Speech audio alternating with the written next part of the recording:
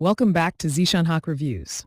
In this video, we'll explore the costing sheet setup in Microsoft Dynamics 365 Finance and Operations, a key part of the costing and manufacturing process. You can access the costing sheet from the following path: Cost Management, Indirect Cost Accounting Policies Setup, Costing Sheets.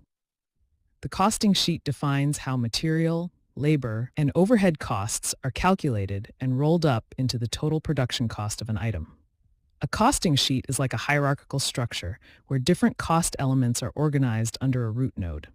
Each level represents a category of cost. For example, cost of purchase, cost of conversion, overhead on purchase, overhead on conversion. Together, these levels help the system calculate the total manufacturing cost of a product. At the top of the hierarchy is the root node. The root acts as the foundation of the costing sheet, and all other elements fall under it.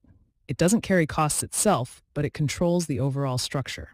Next, under the root, we have costs of purchase. This section captures all costs related to purchasing raw materials. Under this, there's COP material, which includes M1, electronic components, M2, cabinet components, M3, miscellaneous components, M4, chemicals. These nodes represent direct material costs used in production.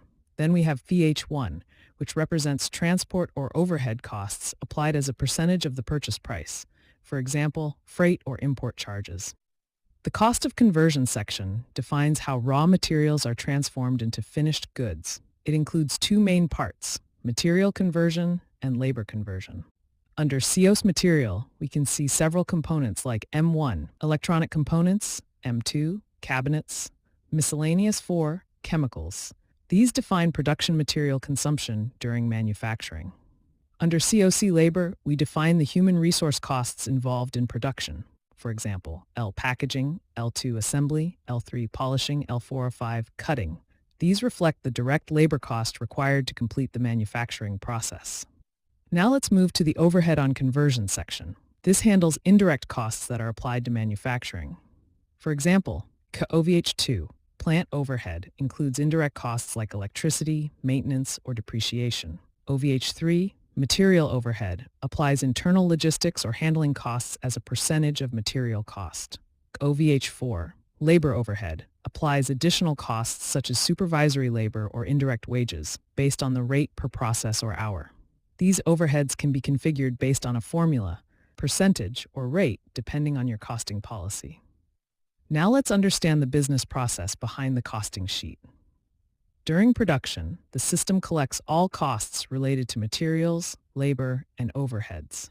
The costing sheet uses these configurations to roll up costs from lower levels, such as material and labor, into the final cost group. Once production is completed, the total cost per item is calculated based on these defined layers. This total cost then flows into the standard cost or inventory valuation in D365. So the costing sheet is essentially the blueprint for cost calculation in your manufacturing and inventory processes. Key benefits of using a costing sheet include accurate cost calculation for manufactured items, transparent breakdown of cost elements, better control over overhead allocations, improved cost analysis and reporting.